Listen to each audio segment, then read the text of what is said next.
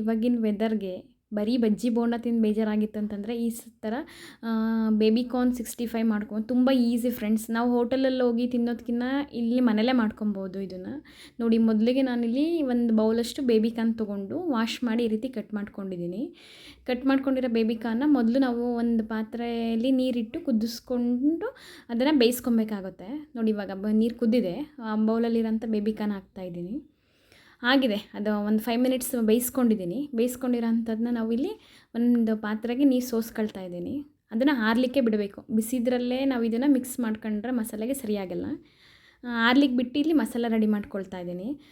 ಇದಕ್ಕೆ ಏನೇನು ತೊಗೊಂಡಿದ್ದೀನಿ ಮಸಾಲ ಅಂತಂದರೆ, ಮೈದಾ ಹಿಟ್ಟು ಒಂದು 3 ಸ್ಪೂನಷ್ಟು, ಕಾರ್ನ್ಫ್ಲೋರು, ಸ್ವಲ್ಪ ಪೆಪ್ಪರ್, ಜೀರಿಗೆ, ಶುಂಠಿ ಬೆಳ್ಳುಳ್ಳಿ ಪೇಸ್ಟು, ಖಾರದ ಪುಡಿ, ರುಚಿಗೆ ತಕ್ಕಷ್ಟು ಉಪ್ಪು. ಒಂದು ಬೌಲ್ಗೆ ಈ ರೀತಿ ತೊಗೊಂಡಿರೋಂಥ ಪುಡಿಗಳನ್ನೆಲ್ಲ ಮಿಶ್ರಣ ಹಾಕಿ ಪೇಸ್ಟ್ನ ರೆಡಿ ಮಾಡ್ಕೊಳ್ತಾ ಇದ್ದೀನಿ. ಶುಂಠಿ ಬೆಳ್ಳುಳ್ಳಿ ಪೇಸ್ಟು, ಖಾರದ ಪುಡಿ, ಉಪ್ಪು, ಜೀರಾ ಮತ್ತು ಪೆಪ್ಪರ್ ಪೌಡ್ರು ಹಾಕ್ತಾಯಿದ್ದೀನಿ. ಮೊದಲು ಖಾರದ ಪುಡಿ, ಜೀರಾ ಪುಡಿ ಎಲ್ಲ ಇದು ಆ ಪೌಡ್ರಿಗೆ ಮಿಕ್ಸ್ ಆಗಬೇಕು, ಡ್ರೈ ಮಿಕ್ಸ್ ಮಾಡ್ಕೊಬೇಕು. ಈಗ ಸ್ವಲ್ಪನೇ ನೀರು ಹಾಕಿ ಇದನ್ನು ಮಿಕ್ಸ್ ಮಾಡ್ಕೊಬೇಕಾಗುತ್ತೆ. ತೀರಾ ತೆಳ್ಳಗೂ ಬೇಡ, ಸ್ವಲ್ಪ ಗಟ್ಟಿಲೇ ಇರಬೇಕು.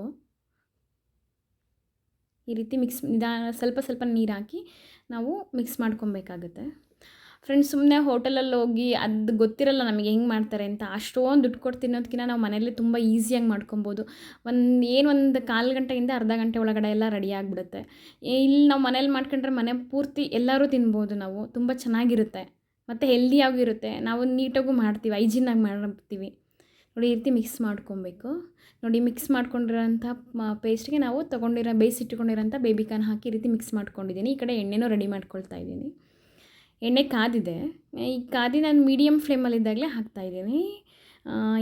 ಐ ಫ್ಲೇಮಲ್ಲಿ ಇಟ್ಕೊಂಡು ಹಾಕಬಾರ್ದು ಯಾವತ್ತೂ, ಏಕೆಂದರೆ ಅದು ಮೇಲೆ ಬೆಂದು ಹೋಗ್ಬಿಡುತ್ತೆ ಥರ ಕಾಣಿಸುತ್ತೆ, ಒಳಗಡೆ ಬೆಂದಿರಲ್ಲ. ಅದಕ್ಕೆ ಯಾವಾಗಲೂ ಮೀಡಿಯಮ್ ಫ್ಲೇಮಲ್ಲಿ. ನೋಡಿ ಫ್ರೆಂಡ್ಸ್, ಒಂದು 4 ಮಿನಿಟ್ಸ್ ಬಿಟ್ಕೊಂಡು ಈ ರೀತಿ ತೆಗಿಬೇಕಾಗುತ್ತೆ. ನೋಡಿ ಎಷ್ಟು ಚೆನ್ನಾಗಿ ಬಂದಿದೆ ಅಂತ. ನೀವು ಒಂದ್ಸಲ ಮನೇಲಿ ಟ್ರೈ ಮಾಡಿ ಫ್ರೆಂಡ್ಸ್.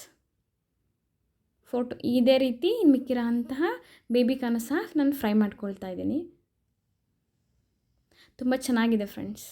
ಈ ರೀತಿ ಫ್ರೈ ಮಾಡ್ಕೊಂಡಿರೋ ಅಂಥ ಬೇಬಿಕಾರ್ನ ಗ್ರೀನ್ ಚಟ್ನಿ ಅಥವಾ ಟೊಮೊಟೊ ಕೆಚಪ್ ಜೊತೆ ತಿಂದರೆ ತುಂಬ ಚೆನ್ನಾಗಿರುತ್ತೆ ಫ್ರೆಂಡ್ಸ್.